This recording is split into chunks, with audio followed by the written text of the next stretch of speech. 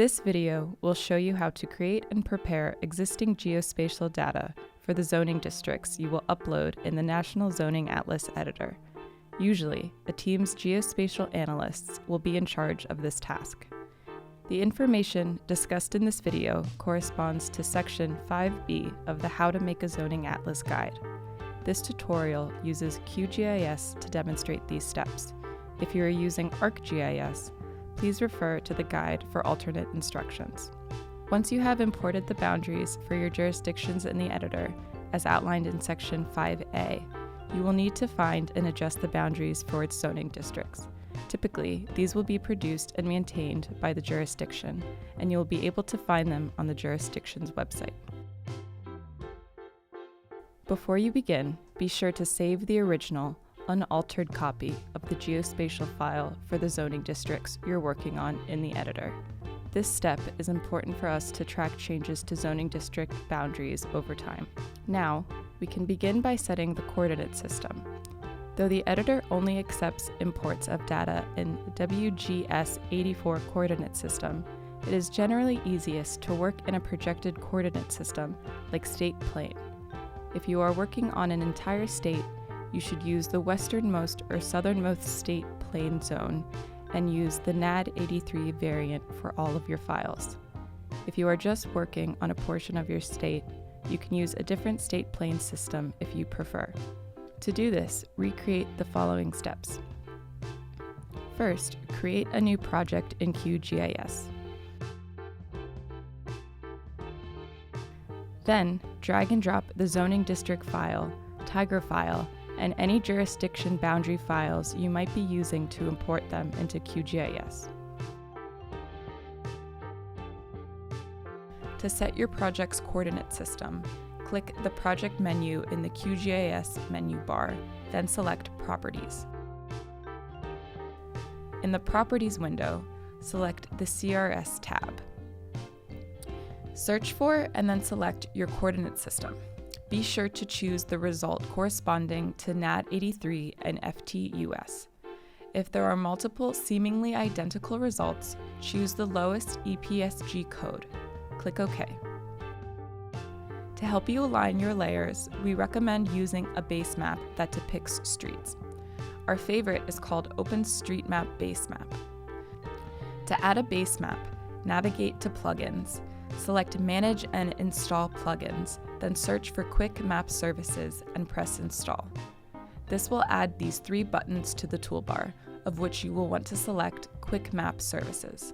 Now, select OSM, then OSM Standard to add the OpenStreetMap raster layer.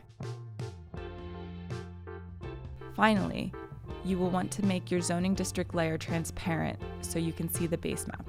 To do this, right-click on the layer in the Layers pane, select Properties, then Symbology, then Layer Rendering, and adjust opacity to 50%. When you import it into the editor, your GeoJSON file should only have 3 fields: county, jurisdiction, abbreviated district name.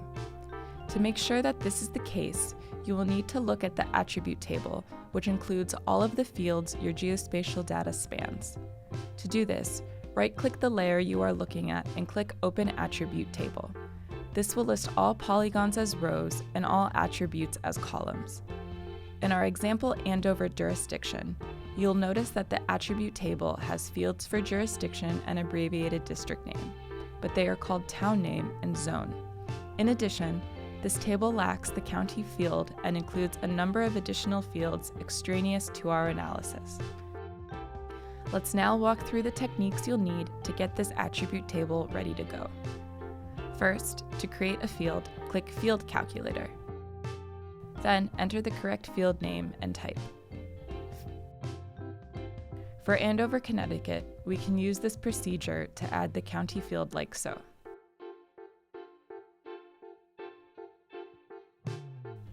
At this stage, stop and make sure that all text values should be entered with single quotes.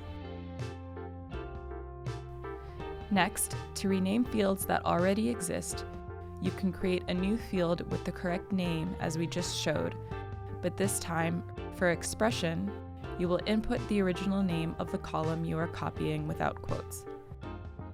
To edit an individual entry, turn on the Toggle Editing button. This will allow you to double-click on an entry and enter a new value. In Andover, we can use this technique to check that the abbreviated district names in the attribute table match those in the editor. As you may remember, these values need to match in spelling, punctuation, and capitalization so that we can link our geospatial data with our zoning code analysis. Once you are done, don't forget to click the Save Edits button. The final operation you might have to perform in the attribute table is the deletion of extraneous fields. To do this, turn on Toggle Editing, click the Delete Field button, and then select the fields you wish to delete. Once you press OK, they will be permanently deleted. Again, be sure to click Save regularly. Next, to prepare the geospatial file for later edits, you should check whether the layer you're working on is a multi-polygon. If this is the case, you should break it into single polygons by using the multi-part to single parts tool. This will give you more flexibility as you hand edit. Likewise, differentiating the colors and labels of your polygons will make it easier to tell them apart as you work. To do this, right-click on the toolbar and check the box for the Layer Styling panel. In the first drop-down in that panel, make sure your zoning district's layer is selected. Then, in the Layer Rendering subsection, set opacity to 50%. Finally, you can select Classify, then Apply. This will apply different colors to zoning districts with distinct names. Now we will do the same for labels. To do this, navigate to the Labels tab, select Single Labels from the drop-down, choose the abbreviated name field for value, and hit Apply. The final step you must take before manually editing your zoning district data is verifying it against the official zoning map, which might not always align with your geospatial data even if it has been obtained from the jurisdiction itself. To do this, begin by georeferencing the official zoning map.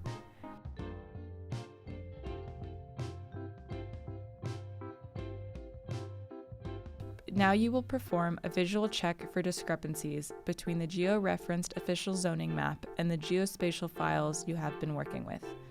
To do this, open both files in QGIS and set their transparency to 50%. As you can see, this allows us to see differences between these layers. If you are having trouble seeing one of the two layers at any point, try toggling either layer off to see the other alone. A discrepancy between the two layers might look something like this. As you can see, the light green area depicting the R2 zone in the geospatial file extends past the heavy black line delimiting the same zone in the georeferenced version of the official zoning map. Once you have identified any discrepancies, you will need to go about correcting them. The first type of discrepancy you might encounter looks like the example we just discussed, in which the boundaries of a district in your geospatial file do not align with those specified by the zoning map. In that case, you should simply edit the polygon's vertices to align with the official zoning map. For more information on how to do this, consult Part 5B6 of the How-To Guide. The second issue you might encounter is the omission of a zoning district altogether. To fix this, you need to create a new district by adding a new component to the polygon.